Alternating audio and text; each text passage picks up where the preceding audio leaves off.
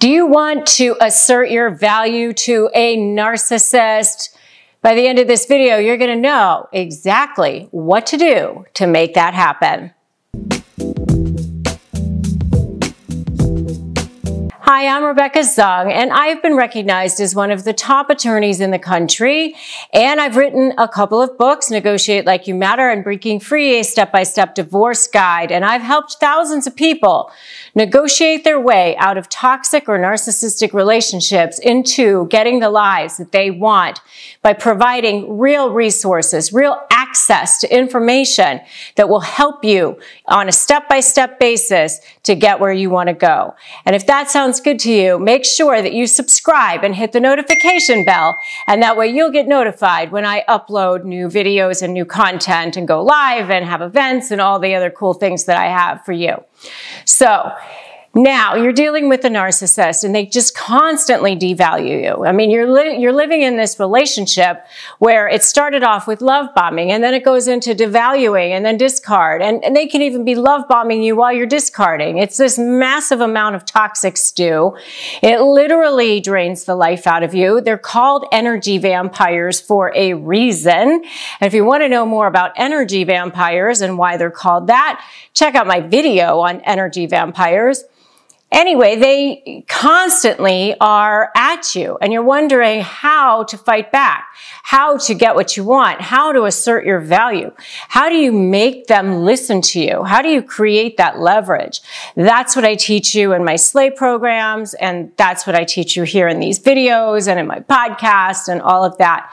Because if you are going to get anywhere with them, then you've got to be able to assert your value. You've got to be able to show that there's a reason why they should be in conversation with you, that there's a reason why they need to listen to you.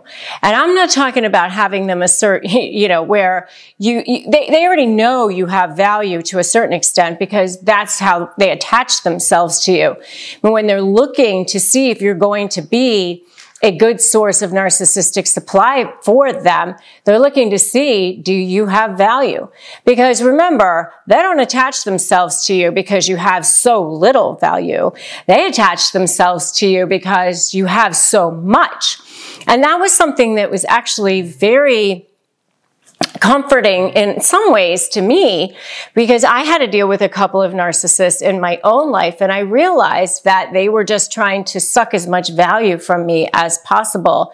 And so they're constantly just trying to get you to do more for them or be there for them, or it's all about them, and their problems. And especially if they're more of a covert narcissist, you'll see them sort of be in victim mode. They're a little bit depressed sometimes. If you want to know more about covert narcissism in relationships, check out my video of that title, Covert Narcissism in Relationships. The couple of narcissists I had to deal with were both coverts. So in some ways, they already know what your value is. But when you're dealing with them in a negotiation setting, you want to create leverage. And that's really, really one of the key elements. So in my Slay program, I talk about developing a super strong strategy, creating invincible leverage, anticipating what the narcissist is going to do and being 2 steps ahead of them, and then focusing on you, your case, and your position. And the creating leverage piece of it is where you're going to be asserting your value. That's how you're going to be able to do that. So, one of the first things that you can do is to just even start to understand what's going on is educate yourself about narcissists. And that's what you're doing here on this channel, and understanding what makes them tick and why they do what they do and what motivates them, what incentivizes them, all of those kinds of things. And that's going to be the first part of developing your strategy, because you need to know not only are you dealing with a narcissist, but what kind of narcissist are you dealing with? Is it a covert? Is it a grandiose? Is it a malignant? Is it some combination thereof? Because then you can start to expect, okay, if they're a covert, if they're a malignant, here's what I can expect. And that's part of anticipating what their behavior is going to be throughout this whole thing. So And another way to assert your value is to start thinking about how you're going to start going on the offensive, how you're going to start shifting the dynamic, how you're going to start fighting back.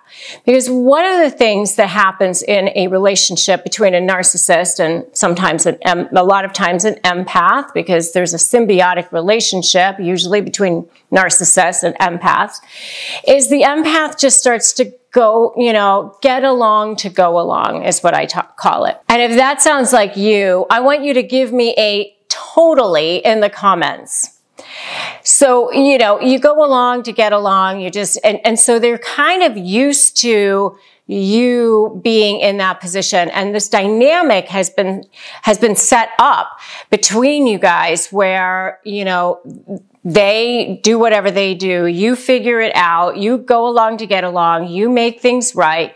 If they didn't do something that, they said they were going to do, you just go and do it. You don't hold them to it because you don't want to have to deal with it. You don't like conflict. And so that's actually a way, though, that they devalue you more. And so by starting to step up and starting to go, no, I'm not doing it that way. By starting to say, I have a boundary. By starting to say, you can't just show up whenever you want to. You can't speak to me that way. Little things like that where you're just saying, I'm asserting to you that you have to respect me. Just that little bit will start having them feel more value for you. Start being a little bit more afraid. Because narcissists, at their heart of hearts and the smallest part of their selves, are just scared little beings. And all this stuff that they develop around them is all to try to get you not to see that they're really just scared little beings, that you are actually the stronger one, that you are actually the one that has more of a sense of self. And that's why they attach themselves to you in the first place as a form of narcissistic supply. But as you start to shift that dynamic, as you start to be a little bit more offensive, as you start to feel a little bit stronger, that whole energy is going to shift. And I'll tell you what, this is not going to change just how you negotiate with this narcissist. This is life-changing stuff. This is, I feel more powerful against this person. I feel more powerful, period. And the rest of your life will be completely different because you're never, ever, ever going to fall prey to a narcissist again. Once you've sat and watched a lot of my videos or done my program or been with any of my stuff or any of the people out there who are teaching actual good information about narcissism, you will feel better. You will be better. You will be a different person. This is a growing experience for you. It's a life-changing experience for you.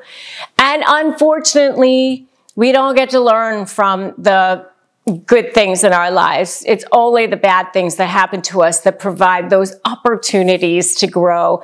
I once knew somebody who used to say, okay, when you're in that opportunity to grow, say thank you. I appreciate this opportunity to grow, and then learn from it, whatever it is.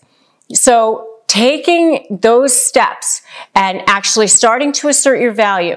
I'm, not going to allow you to speak to me that way. When you're ready to speak to me in a way that's respectful, we can resume this conversation. No, you may not cross this boundary. No, you may not show up whenever you want to. No, you may not call me whenever you want to. We are going to be respectful of each other. And if you can't be respectful when you speak to me, then we can speak through our lawyers or whatever it is that you need to do to put those boundaries up. If you are dealing with a co-parent who's being disrespectful, then, demand that you use some kind of a co-parenting app, whatever you need to do. And as you start to fight back, as you start to not only fight back, but, no longer even just be on the defensive, but you're now on the offensive, then that narcissist will start to see your value. And then once you create that strategy and that leverage and that plan and you present it, that's when you're actually you know, you've got this person surrounded and you ethically have manipulated the manipulator into a place where they really have no choice but to concede and go along with the things that you want to do. But you've got to get yourself there first. And how you start to do that is by asserting your values step by step, little baby steps at a time. So if you are getting ready to negotiate with a narcissist, then make sure to grab my free Crush My Negotiation prep worksheet. It's 15 pages. It's basically an ebook. Thousands and thousands of people have downloaded it now and have used it to successfully negotiate. So please don't go any further without getting that. And you can get that at winmynegotiation.com, winmynegotiation.com, and it's all yours. And join me in my free private Facebook group. It's Narcissist Negotiators with Rebecca Zung. And we'll drop a link to that below as well. And if you like this video, like it, share it, drop me that comment, and also make sure you subscribe and hit the notification bell. Never lose heart, never give in, never give up. We are here for you. These resources are here for you. So remember, today is a great day to start negotiating your best life. I'll see you in the next video.